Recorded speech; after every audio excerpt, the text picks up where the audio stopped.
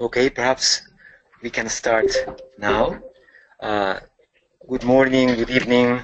Hello, everybody participating here. We are about to start a new webinar of the NEMUS series.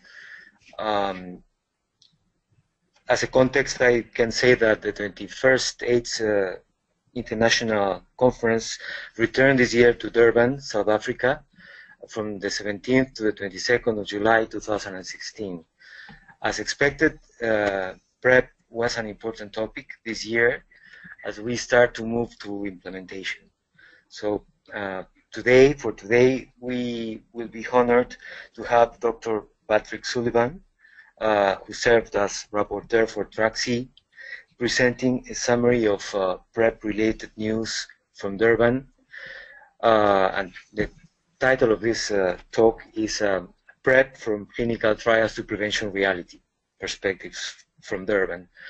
Let me just say a couple of things about Patrick. He's a professor of epidemiology at Emory University's Rollins School of Public Health. He's also the co-director of the Prevention Sciences Core at Emory's Center for AIDS Research and a member of the US Presidential Advisory Council on HIV/AIDS. Patrick's career has included work on HIV surveillance at the CDC, not the vaccine research, work on vaccine research and the Vaccine Trials Network, and HIV prevention research as well, with MSM particularly. He currently leads studies on PrEP for MSM in the US and South Africa, and has developed a home care system for MSM on PrEP to reduce the need for clinic visits for interval monitoring of PrEP, which is an interesting innovation. So it's very nice to have somebody like Patrick who put a lot of effort on a rapporteur report at the conference. I've been there, so I know the kind of work it demands, the kind of pressure people are under, and really people have to go through the material. So I guess it's nice to have him here today and also focus on the connection between trials and implementation, which is probably starting to become a key topic in terms of PrEP discussions and presentations. So just before letting Patrick start speaking, I may say that as usual, this talk is going to last about 1 hour. First, Patrick will be able to present, and for the sake of maintaining a better connection, other participants are muted, but the chat window is open for questions, and in the end we always have about 15 minutes for Patrick to respond to questions and a few other comments. So thanks again, Patrick, very much for accepting to join us here. And let me see, you already have the mic. Yeah, you already are using the mic, so you can now start. And just one final word. Again, as usual, we are recording this session, and soon after that, later today or tomorrow, we're going to upload it to our YouTube channel and the web page and other means. So thank you, Patrick, and welcome. Thank you. You may want to mute that line. I'm getting some feedback. There we go. So thank you very much for the kind introduction and for the opportunity to summarize some of what our Rapporteur team took away from PrEP news at AIDS 2016. And as you mentioned, the job of the Rapporteuring team is an interesting one, and in our case, we had a total of 8 other rapporteurs who worked with me to cover all these sessions and try and identify highlights and bring back the information that we felt was most important. So really, what I'm going to present today is on behalf of that team of folks who worked at the conference. And also thanks to the investigators who agreed to have their slides shared, because in In this format, where we have a little bit longer, I'm actually going to be showing you the slides that were presented at the conference, a selection of them. And so that's because the investigators were willing to have those shared, and I'll acknowledge them as we go through. So I think a key place that we started in our rapporteur summary is that, you know, we're in this age where prevention and treatment just continue to become, you know, converge on one another, where obviously treating people living with HIV infection is an important part of a comprehensive approach to prevention. And so testing, for example, might lead in the one case for somebody living with HIV into treatment, which helps both the health of that individual and prevents onward transmission. But testing also might lead into a discussion of PrEP indications, which might lead to someone being referred into a PrEP program. And I think a major theme that we heard from the conference is that just as we would not accept, and as a community, we're not accepting treatment programs that reach less than the scale that they need, that aren't made relevant to the people who need them, that aren't operating at high, you know, clinical efficacy. So sort of coverage, relevance, and efficacy. We need to hold the prevention to those same standards, which is that we shouldn't accept prevention programs that aren't getting the coverage they need, that aren't, you know, working at a high efficacy, and that aren't culturally relevant. And a number of the things that I'll show you and talk about really are about this you know, transition from what's the pipeline, or what are the agents and how are they behaving, and what are the new things coming down the road, but you know, I think maybe more importantly, what are we doing with the agents that we have? And there are some examples of how that needs to be delivered in ways that are tailored for different populations. So I wanted to share a little bit of data that came from a presentation presented by Scott McAllister, who's the second author in this presentation, this oral presentation from Gilead Sciences, that looked at commercial databases to try and understand the experience with Truvada in the United States. And so obviously the United States is a country where there was early sort of lead-on adoption, in addition to some of the IPREX countries where there were extensions. But one of the things they did was summarize in demonstration projects the seroconversion rates across a number of studies. There were 32 individual studies of FTC tenofovir-based PrEP that included nearly 8,500 participants, mostly men, for a total of over 7,000 person-years of exposure, with 67 HIV-1 conversions for a seroconversion rate of 0.95, or just under 1% per person-year. And this just, the graph on the right just shows that of those, more than half reported no seroconversions in the studies, and then you had some other studies that had a 10 to 1.5% or more than 1.5%. When they broke this down by gender, they found that the seroconversion afforded to women was estimated to be greater. So a seroconversion rate of only 0.25% among men, more like 1%, and among transgender women, in a very small number, but about 2% incidence. And so it seems that in the demonstration projects to date, that there may be some differences in the sort of effectiveness of those programs by gender. The other sort of key finding from this just has to do with this thought of scale-up.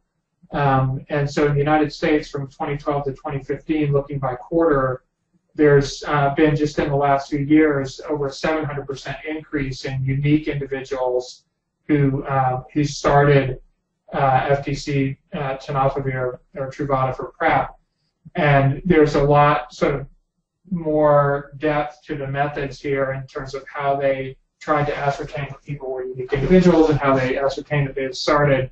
But nonetheless, there's been sort of a rapid scale-up, and really a scale-up that is at least comparable to the rollout of other, biomedical interventions from the time of their licensure. And another, I won't show you any more slides from this, but they also sort of looked at the relationship between where the burden of HIV is greatest in the U.S. and where increase is occurring, and found that many of the places where big increases are occurring, like San Francisco and Boston, are not necessarily the same places that have the most intense epidemics of new infections. And it's just this idea that programs that are already doing a number of things well, including high levels of coverage and viral suppression, may also be more likely to have early uptake of these, what are considered to be more cutting-edge interventions. There's a bit of a mismatch between where PrEP is sort of being scaled up and where it might be most needed. So I'm going to move on to an oral presentation that was a report of the efficacy of on-demand PrEP in the open-label extension of the IPERGAY study. And so, as you know, this was a study of an alternative dosing regimen of PrEP that was really event-based, with a couple doses before the event and then 2 sort of follow-on doses. And in the original study, this was shown to confer substantial protection against acquiring HIV infection, and so in sort of follow on to that, the group extended the availability of the intervention in an open label fashion. So the original study showed an 86% relative reduction in the incidence of HIV-1 in that original study. And what they did was to do an open label extension, so that the sort of people who concluded in November 2014 started into an open label extension. A few new patients were added, and there was another couple years of follow-up, or 1.5 years of follow-up, with people essentially being aware of that they were on the active regimen. And so when they compared this, the incidence, the top row here is what was observed in the placebo group during the double-blind trial, so 6.6% per year, very high incidence in MSM. During the trial, the incidence in the active arm was 0.91, and during the open-label follow-up period with 515 person-years, the incidence was 0.19, and this was over a median follow-up of 18.5 months. And so that translates to a 97% reduction in the sort of risk of acquiring HIV versus the placebo arm from the original double-blind arm. That's the comparator arm. But what it does suggest is that when this is moved into practice and people are aware that they're taking the medication, there are always concerns that during a trial somebody may say, well, I might be on the placebo, so I maybe also should use a condom just in case I'm not on the active arm. And I think what we often see is that the medication in a trial performs best during the randomized trial, and then when it gets to the field, the sort of effectiveness can actually be less. And here, the effectiveness looks to be greater than it was in the randomized trial. So that's certainly encouraging. There was a single HIV infection that occurred during the open label extension, and this was someone who had been randomized originally to receive Truvada in the original blinded phase, switched to the open label extension after 8 months of enrollment, and had HIV infection diagnosed 40 days after beginning the open label extension, had not used PrEP for months because he was in a stable relationship with a single partner. And at the time of HIV diagnosis, there was not detectable drug, no drug resistance mutation. And so this is, by the intent to treat design, counted as a seroconversion while sort of assigned to a treatment arm, but it probably doesn't represent a biological failure, but instead a decision to cease taking PrEP. And by the way, the stable partner was also found to be HIV infected, and this sort of reinforces an obvious truth, which is that monogamy doesn't protect against HIV infection unless the status of both partners is known. I know you guys are quite familiar with couples counseling and testing, and so this helps us start to think about, I think a reasonable question for participants to ask is, I started on Truvada and now I'm in a monogamous relationship, and so, by what criteria should I consider stopping? And so something like couples counseling and testing where the HIV status of both partners is assessed and that knowledge is mutually communicated, would seem to be an important part of that strategy for men who desire to stop Truvada once getting into a steady partnership.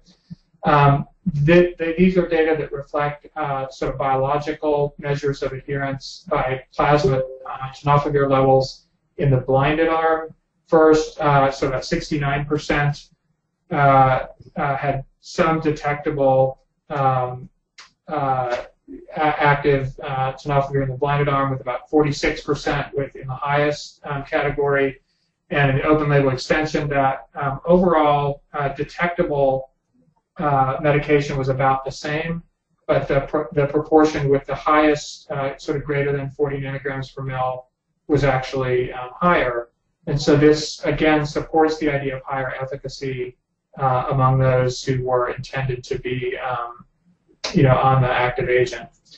They also reported on sexual behavior. So as you can see, during the double-blind portion of the study, there really wasn't a change in the proportion of patients with condomless sex at last UAI.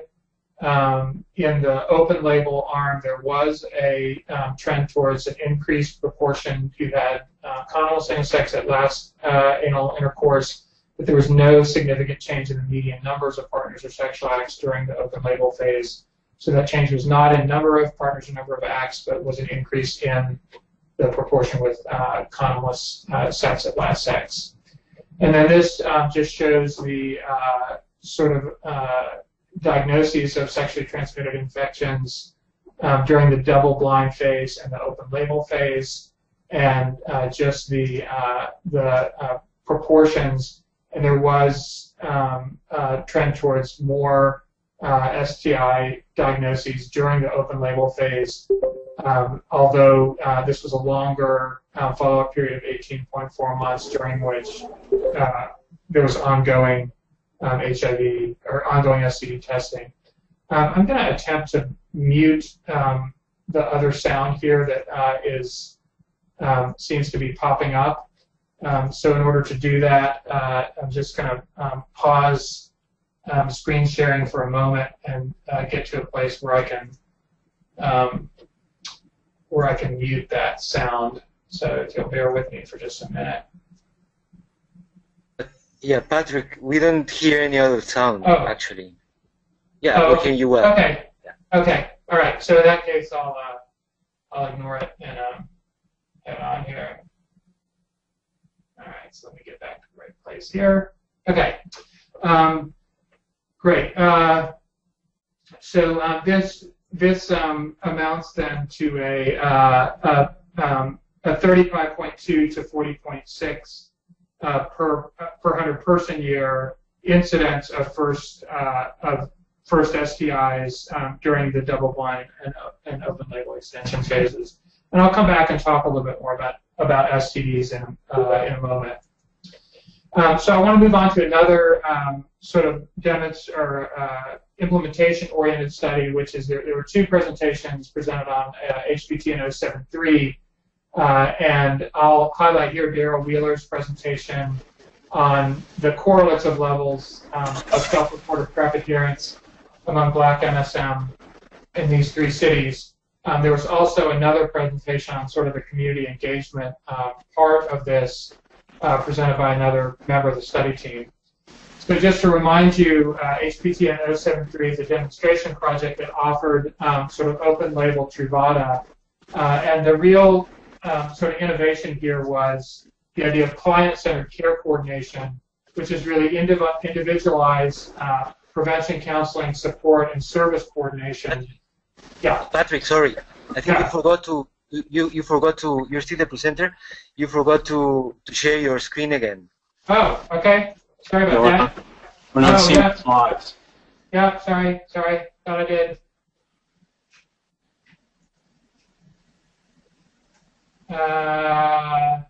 Right. So we should be back up now. You got it? Yes. Okay. Yes. So this was really an open label, implementation of Truvada, and the innovation was this C4, the client-centered care coordination. And the presentation and the one that preceded it really emphasized the work that went into developing this as a culturally relevant prevention service for Black MSM. And that really extended from the composition of the study team and the leadership of the study by researchers of color through the sort of staffing and community engagement that went into making this a very culturally tailored intervention. One of the things that was interesting in this presentation was that of the 344 people who were screened for sort of possible Truvada prescription, that a relatively high proportion of them were actually screened out, and the most common categorical reason was abnormal liver or kidney function, but some extent of positive prevalent HIV infection and mental health concerns. And so for just a variety of reasons, the effective yield among the screen was about 2/3. And so thinking about whether we are really differentially screening out people who may be at most need, to the extent that these kinds of exclusionary criteria are also associated with risk. Among the men who were eligible, the men who were going to uptake PrEP really had very fast uptake of PrEP. So you can see that within the first few months of engaging with the project, that probably 90+% of the PrEP enrollment that was going to occur had occurred. So in this Kaplan-Meier plot, each symbol on the lines here represents a new PrEP initiation, and the very steep slope right at enrollment indicates that a lot of people just sort of, a lot of the men began PrEP right at the time of enrollment. So uptake was quick among the 3 cities. In terms of self-reported adherence, these are self-reported adherence at various study time points, and self-reporting at least 50% adherence was above 80% at all time points. The self-reported adherence above 90% was about 2/3 and was pretty consistent across time points. The researchers also looked at correlates of self-reported adherence, and what they found was that there were a couple factors that were importantly related. One is that polydrug use was associated with having lower adherence, this adjusted odds ratio of 3.3. So the first column here, the greater than 90% is a positive outcome, so in terms of adherence. So the high adherence was associated with a lack of polydrug use and having a primary partner. On the converse, the lowest, less than 50% adherence, was associated positively with polydrug use and negatively with having a primary partner. So this is one that we're going to have to address intercurrent drug use, but also that we need to leverage the important condition of having a primary partner, whether that partner is living with HIV, and I'll talk a bit more about the Partners Demonstration Project. So what's going on? We have a primary partner who's living with HIV and a partner then who's not living with HIV, or that the primary partner also is not living with HIV, but there's a built-in social support system or peer sort of partner support system there. And then finally, they also looked at biomarkers of PrEP use in terms of looking for tenofovir or FTC. And what they found was that in the setting of people reporting greater than 90% adherence, that you find fairly high 70 to sort of mid-70s% to 80% reporting or finding of biological presence of tenofovir and FTC. So there was a good correlation of biomarkers of PrEP use, and suggests that in this population that relying on self-report can be a pretty good barometer of adherence. So these are their conclusions, and I think it's important to represent, particularly for the study, the conclusions of the researchers, which is that providing a theory-based culture utility program really might increase adherence, support, and retention for PrEP in Black MSM. A high uptake of PrEP when using this sort of C4 counseling suggests that there's consistency between self-report and biological records. The main question that the researchers were asking was, will PrEP be acceptable to Black MSM? Will they uptake it? Will they utilize it? And the answer to these questions was yes, and that this is really a viable strategy for Black MSM in the U.S., and that we have such a pressing problem with high incidence among Black MSM in the U.S. that this is an important tool. So I'm going to move on to data presented by Jared Baden from the Partners Demonstration Project, which was a study in African sites which looked at a strategy of PrEP as a bridge to ART, meaning that when you have a discordant couple, there's two scenarios depicted. In the top one, a couple's tested there's one of the partners living with HIV and one not. And so if PrEP is, or if treatment is started immediately, as depicted in the top figure here, then ART is started immediately. It's a green arrow going out to the right. And at the same time, PrEP is provided to the HIV negative partner, and that's really to provide protection to the partner not living with HIV until the partner living with HIV becomes viral suppressed. So PrEP's offered through 6 months and then stop. The presumption is at that point that the positive partner now has a suppressed viral load. If, in the second scenario, the partner who's living with HIV decided to delay ART or decline ART, then PrEP started for the negative partner and continued until 6 months after the partner living with HIV initiates ART. So that window of PrEP coverage is sort of variable based on when the partner living with HIV starts PrEP. And this was a strategy that had been supported and suggested to be effective and cost-effective because, in a sense, it's PrEP sparing in that PrEP is discontinued after the partner living with HIV achieves viral suppression. So what they found was that they expected, based on the prior data from the Partners Demonstration Project, that in these discordant couples, they expected to have incidence of 4.9% or 83 new infections. What they found under this regimen was 4 new infections of incidence of 0.2%, which represented a 95% reduction that was statistically significant, with the caveat that it's compared to sort of a historical or expected control rather than a concurrent randomized control. This speaks to how we're going to be doing studies of these combinations and these implementations of PrEP now that there's no longer equipoise to have a control arm either for immediate treatment of the person living with HIV or PrEP for the partner who's not living with HIV.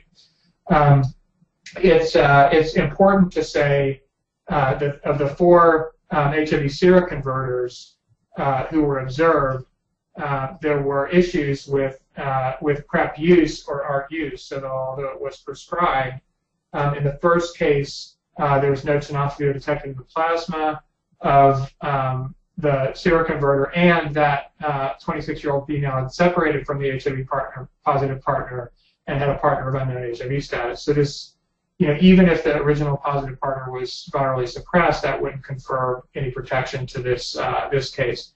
The second one, a 42-year-old male who declined PrEP and had multiple partners. The third, a 19-year-old female who had inconsistent PrEP use, no detectable tenofovir in the plasma seroconversion, and had reported commercial sex work. And a 30-year-old female who seroconverted at month 3, no detectable tenofovir, and the HIV positive partner was not on ART. And none of these had resistance. So this again suggests that even in the setting of well-reasoned and conceptually sound regimens, we're still going to come up against the issue which our U.S. Surgeon General Everett Koop described, which is that medications don't work when people don't take them, and suggests the importance of support, adherence, and other programmatic aspects to make sure that people are well supported to take the medications that they are prescribed. I want to mention this presentation, which was an analysis of data that I just thought was interesting and innovative, where this had to do with a study, the ASPIRE study of diverpine rings, vaginal rings, where Elizabeth Brown presented a sort of follow-up analysis where they were able to use the residual drug in the rings after they were removed to estimate the usage, so that if the rings had been in, essentially 100% of the time, they would expect essentially a large depletion of the drug in the ring. And by measuring the remnant drug in the ring, they were able to estimate essentially the adherence. So they had some non-adherent folks who had women who had more than 23.5 milligrams of drug left, a medium to high level who had less than 22 milligrams left, and that those sort of stair-step levels of adherence measured by this novel measure of residual activity corresponded to increasing risk reduction. And so this just shows adherence versus HIV protection based on the ring data, and that overall during their follow-up, they had about 1 in 5 person years had no protection, and you can see about quarter in these sort of thirds of protection based on the concentrations of drug. So it again suggests that just with rings, as with other modes, the adherence is going to be a primary concern, and that the expected dose-response relationship occurred in that study. Also want to mention HPT-969 ACTA-5305, which is a phase 2 study of maraviroc-containing regimens for HIV PrEP in U.S. women. And this really was, constructed to be a safety and tolerability study over 48 weeks. And the main conclusion is that these maraviroc-containing regimens were comparably safe and tolerated to Truvada when used over 48 weeks. Sorry, my slides are going to animate here. So the women had comparable specific GI and renal toxicities. Adherence, as measured by biological markers, was 60 to 65%. There were no new infections. Really, infections were not a primary endpoint of this study, but characterizing any infections that occurred was a secondary measure.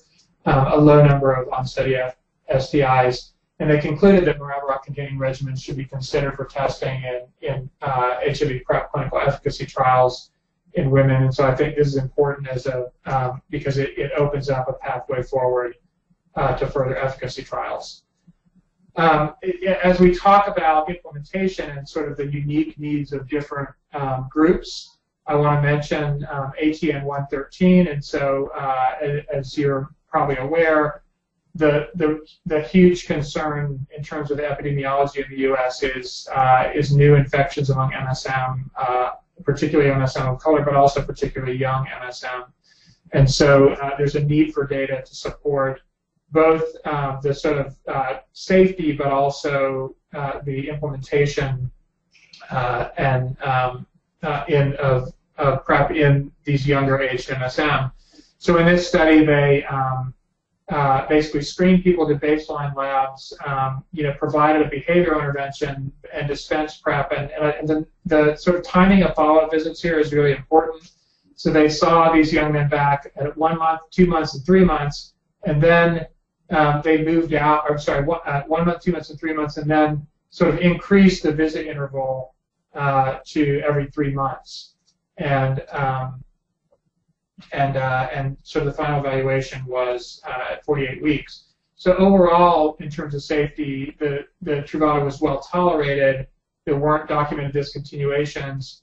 There were some grade 3 adverse events, which were weight loss, no abnormal lab results, and the bone mineral density data, which are of concern, are still being analyzed. However, there were 3 HIV seroconversions through week 48, which suggests an HIV incidence of over 6% per year. we know that that again, incidence is higher in younger MSM, but this is certainly one of the highest sort of incidence on PrEP, cohorts that I'm aware of, and these are patients who had these seroconversions relatively early on and with low tenofovir diphosphate levels in their specimens, and that's depicted on the lower part of this graph. In terms of STI diagnoses, there were actually a decrease in the STIs in this group. You can see, for example, for rectal chlamydia, declined over time. Rectal gonorrhea lower at week 24 and sort of back up a bit more at week 48. So it suggests that initially there was a decline, maybe some rebound at the 48-week time point.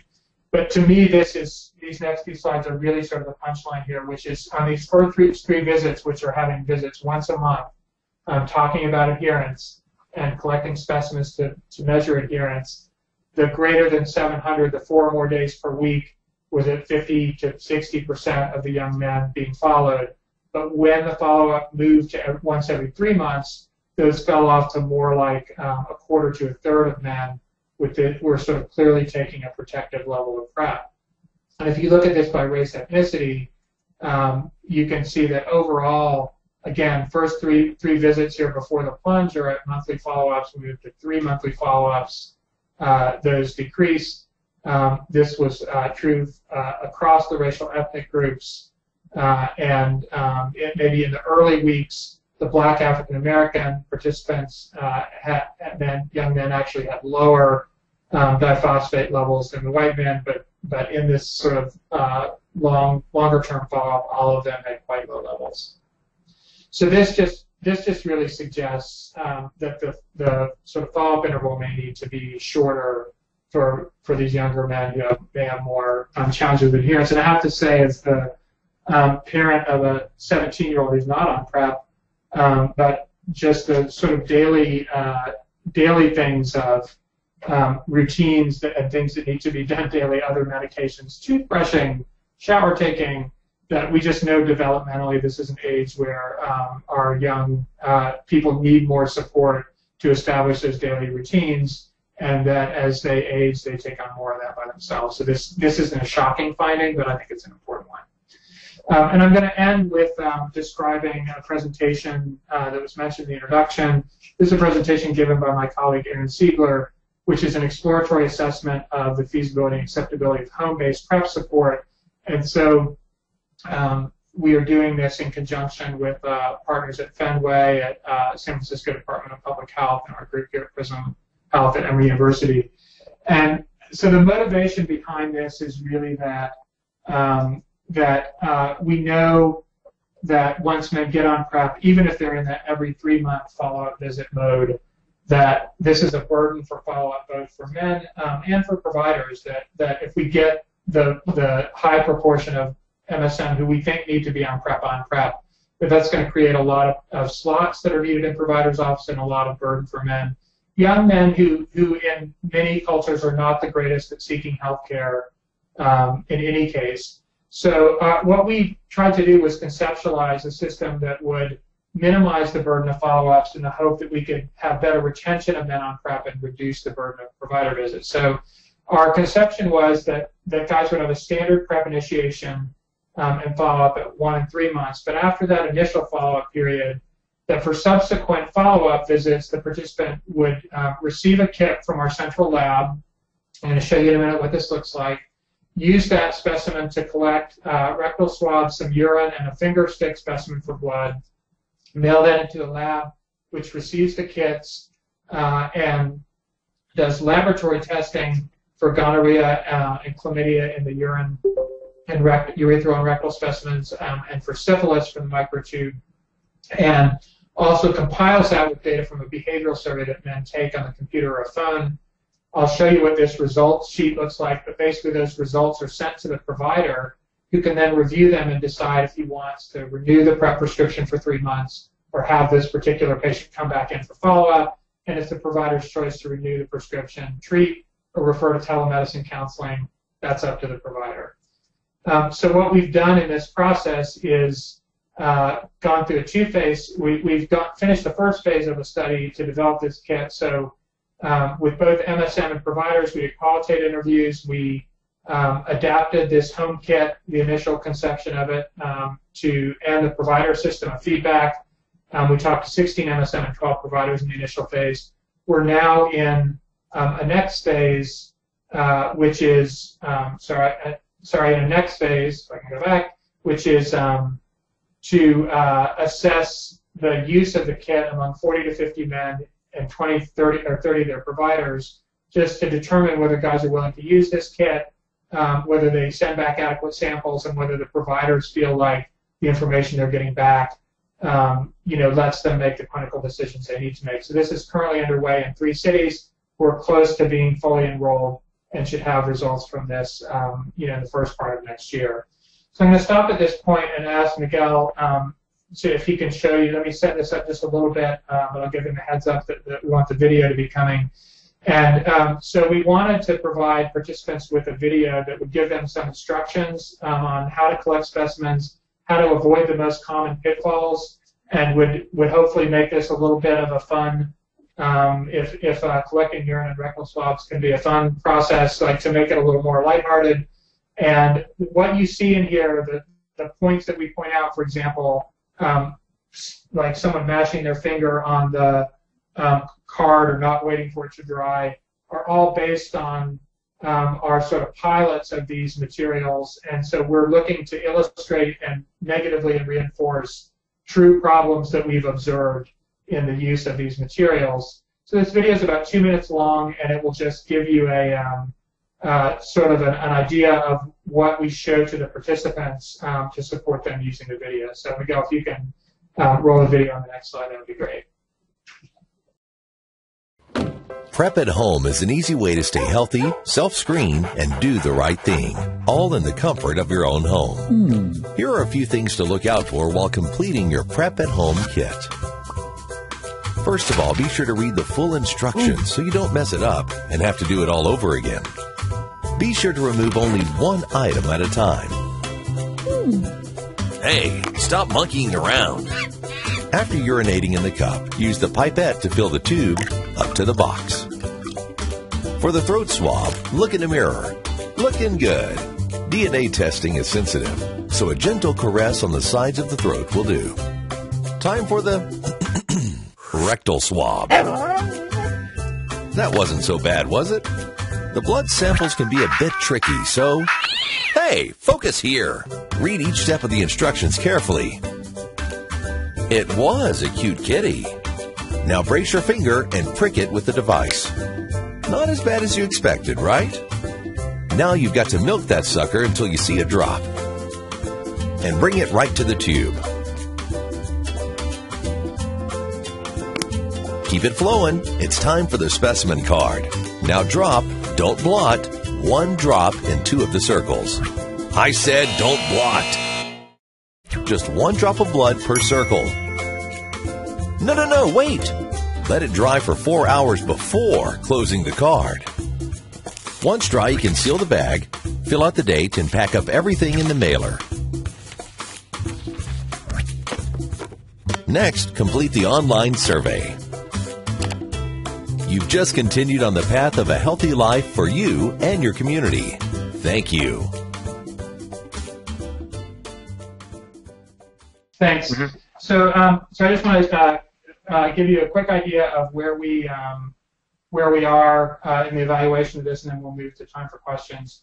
So this is an example of what the provider gets back. So this is for our participant John Doe. The John Doe would have done an OraQuick test himself. We will have asked questions about symptoms of acute HIV infection. This is a sort of a green light here for no acute HIV infection symptoms. In this particular patient, there was a pharyngeal gonorrhea test, so that's a red light and may require follow-up. And then we make some initial recommendations, like bringing in for STI treatment and considering telephone risk reduction counseling. But the decision is up to the provider about how they want to handle this. So this will really summarize both the lab results and the self-reported adherence and sexual behaviors. Sorry. Okay. So just in the initial testing of this, we found this isn't going to be for everybody, but most of the providers were at least somewhat interested in the idea of being able to have their patients, do some of these follow-up visits at home. In terms of the men on PrEP, there are some of them that just weren't interested. But again, even if we get 50, 60% of these 3 monthly visits moved out of the office and into home settings, that still would be a significant reduction in burden. So providers basically say they want to do PrEP well and provide the services, so if it helps, it's fantastic. Another provider saying, like, we really have to decentralize, especially for folks who don't have good experiences or access. The idea that you come to a visit to get medical care, particularly around PrEP, where patients are generally young, healthy folks, they don't need to be coming in to offices so often. Patients saying they especially like the STD testing, and 4 of the 15 patients we talked to said they were more likely to remain on PrEP if they could use a home kit for some of those follow-up visits. So I just want to again acknowledge that this is the work led by my colleague Aaron Siegler, and we're going to more to follow. So I just want to end with I've tried to acknowledge the authors of the presentations that I shared all the way along, but particularly the Rapporteur team, along with Ken Mayer and Anthony Nguyen, IAS staff, who supported us to try and cover all these presentations and to make the slides openly available to us as rapporteurs. And I just want to thank Carlos and all of you again for the opportunity to share some of what we felt was important from IAS, and happy to open this up for discussion and questions. I know we have a lot of folks on the line who are also in at IAS, and so I hope I think we can have a great discussion with a lot of expertise on the line about things that are of interest to you. So I'll pause at this point and ask Carlos to open things up for questions. Thank you, Patrick. I think it's been very, very interesting. We have the chat window open for comments, questions. We have we don't have very much a lot of time. Normally we use the chat window, and there's one question from Ricardo. Yeah. He says, "No, I know this presentation is more about epidemiology, but I'm curious about the discussions regarding politics. Do you feel there are more countries that will implement PrEP anytime soon?" It's interesting. There were some other, implementation stories that I think are instructive.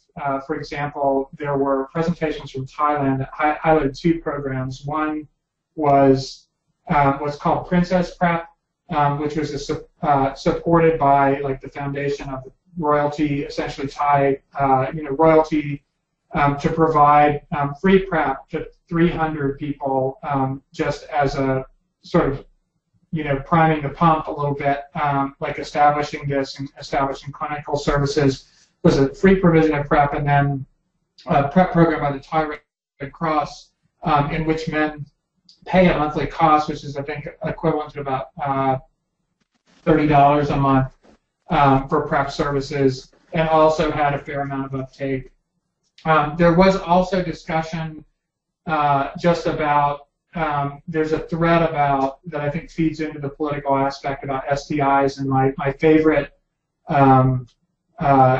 sort of quote around this for the conference was from Dr. Nelly Mugo, who said, we should think of STIs not so much as a complication of PrEP as an opportunity, meaning that I think part of this political discussion has been driven by a little bit of a thread that if we provide PrEP, then men are just going to quit doing the other things that they could do to reduce their risk of HIV infection, and the evidence for that is increased diagnoses of STIs. And I think what Dr. Mugo was getting at is the idea that if we're doing a good job of selecting the highest risk men, then we should be selecting men into programs that are high risk for STDs, and then we're going to test them every 3 months. And so this is really highlighting an opportunity to do better with our STD testing. And I think there will be more data forthcoming about the prevention value of in modeling settings of actually treating those STDs, which also has a preventive effect. And so, you know, there's a chicken and egg question here to me around the STDs. You know, so obviously we're hopeful, and I think that there are the first stage of regulatory talks is moving forward towards a greater number of countries at least having permissive regulations.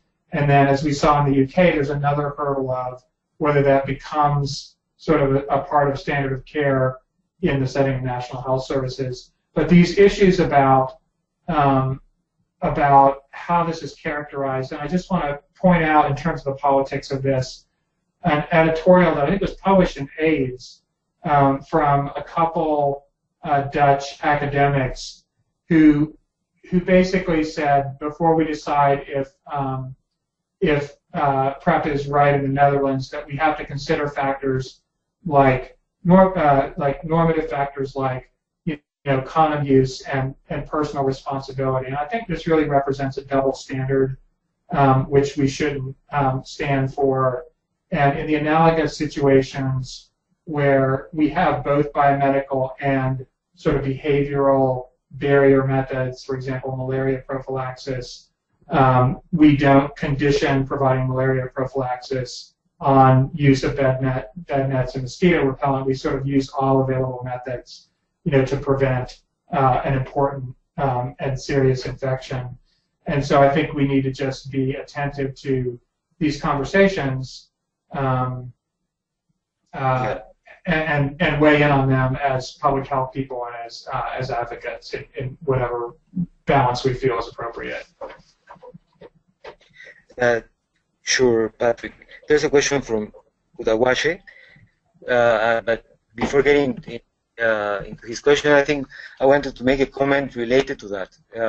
Definitely, yeah. It's very interesting. It's very interesting to see that you are actually that you're showing that for PrEP, as opposed to many other interventions, effectiveness studies, demonstration studies are showing better results than some of the efficacy studies, no proof of concept. And I think probably it's very important to analyze what lies behind that. In my opinion, one of my hypotheses is that in this particular case, we are really shifting from sort of a general group of people at random levels of risks to groups that are extremely motivated and that are particularly at high risk, where the use of PrEP is particularly relevant. No? So I guess not any situation may offer this opportunity. Maybe in the case of PrEP, we're dealing with a group that was waiting for an intervention that didn't have prevention options before, or satisfactory prevention options with condoms, for example, and where the needs are perhaps met with PrEP in a particular way. So it's one thing, and in relation to that, the issue of STIs. I guess in some studies, the risk of STIs may increase significantly. In other studies, as you have shown, it's not the case. Maybe it depends on in particular locations whether or not PrEP is adopted by people who were already practicing a lot of sex without condoms, as opposed to other groups where PrEP in fact implies sort of shifting from condom use to lower condom use. No? So I guess that might influence the rate of STIs that you might find in any particular location. So the question from our colleague was, there's still concerns about increased incidence of STIs with PrEP. No? And I'm aware of the study which you showed, which shows a reduction of STIs. Would you shed some light on this? So I guess that's a point. Would you comment on that, Patrick? Yeah, I'm just going to go back and take a look, because I think the study that you're referring to is probably the ATM 113 study, where, so these are, I mean, in a way, these are just as a matter of epidemiology,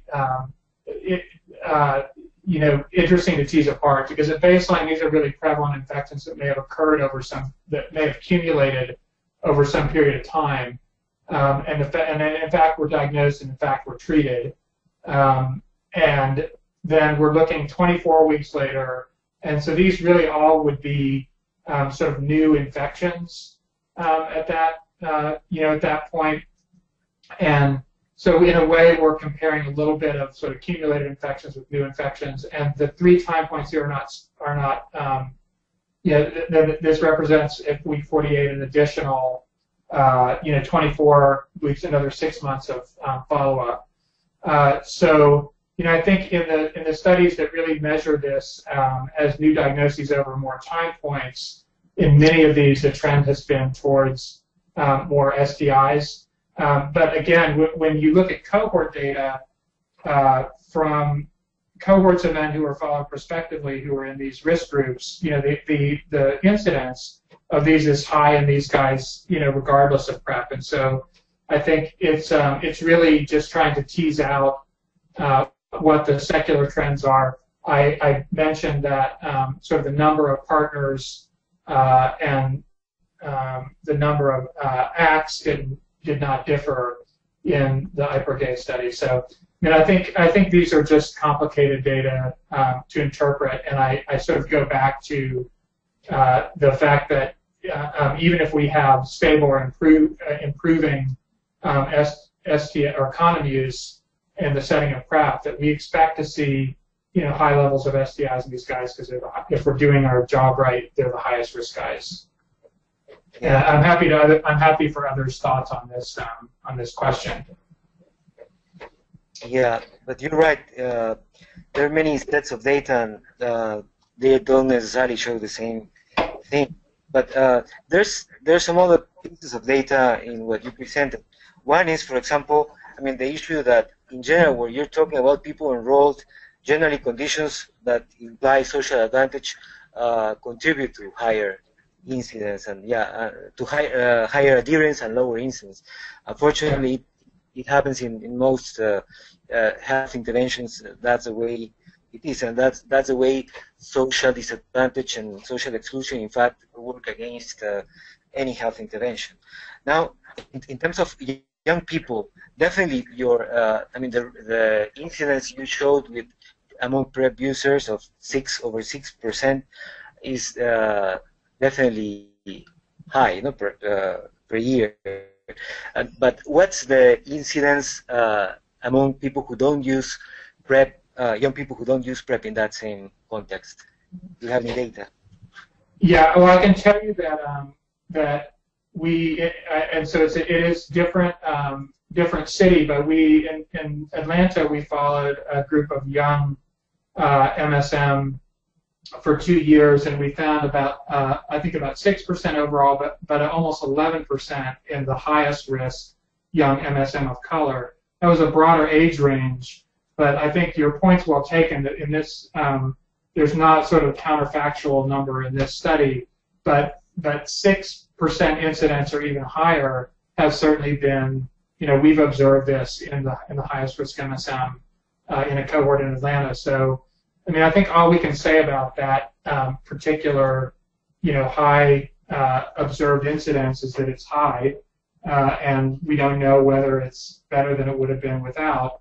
But the low observed tenofovir diphosphate levels at the times of sort of seroconversion of these guys really suggest that